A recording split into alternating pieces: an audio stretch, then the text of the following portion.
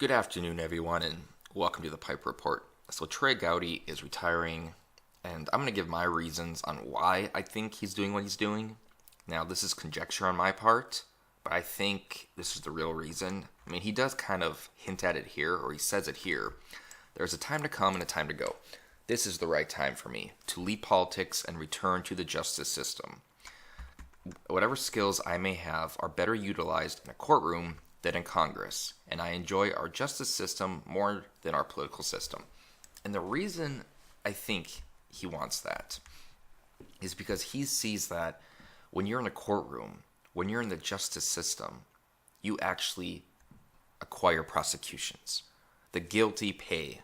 Those that break the law, more often than not, get convicted of the crime. And then they either go to jail, or they get money, or they have to pay money, a fine. Whereas in Congress, it's complete opposite. Hillary Clinton kept getting off no matter what she did. Uma Abedin got off. Cheryl Mills got off.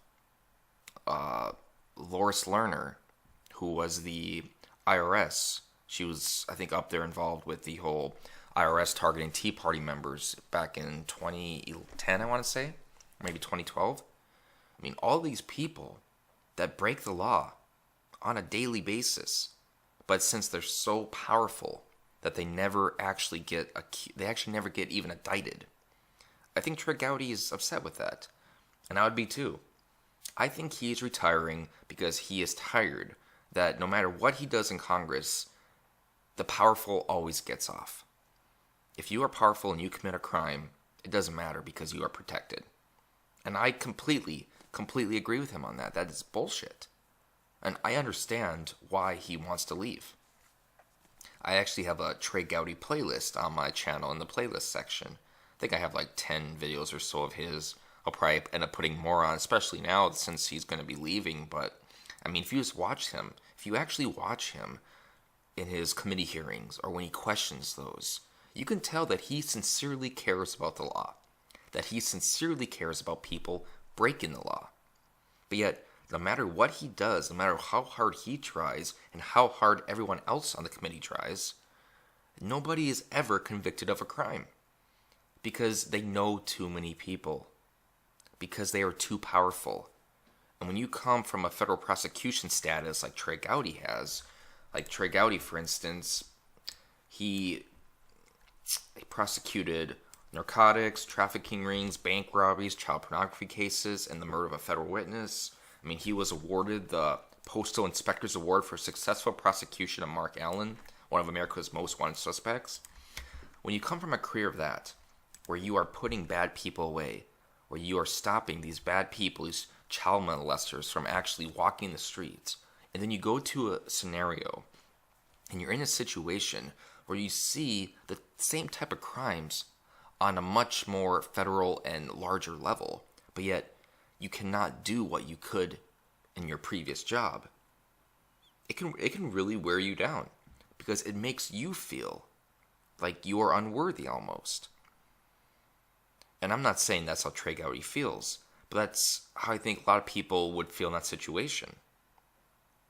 I mean, if you're a cop, for instance, and you're used to putting bad guys away, then you get promoted to a new job, and you see those same bad guys, and yet you can't do anything about it, I bet it pisses you off. I bet you want to do something about it. So I think he's going back to his previous job as a federal prosecutor, or rather, his previous job working for the Department of Justice, or even for the state. I'm not sure exactly where he's going, but going back to the court systems. I think he needs it. I think he wants it. I think he's tired of seeing criminals get off with slap on the wrist or even no slap at all, like we've seen with Cheryl Mills, like we've seen with Hillary Clinton.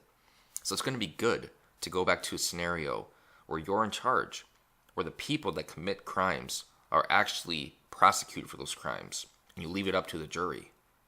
The jury decides who is guilty and who is not, based on the game between the prosecutor and the defense. Not based on how powerful you are, how many people you know. So, I'm going to miss Trey Gowdy. I mean, he was a hell of a congressman, and I think he would have made the perfect attorney general for Donald Trump. I'm upset Trump picked Jeff Sessions because Jeff Sessions is a joke. I'm sorry to say it, but he really is a joke. I think he was put there because he's practically one of Donald Trump's first supporters, him and Chris Christie.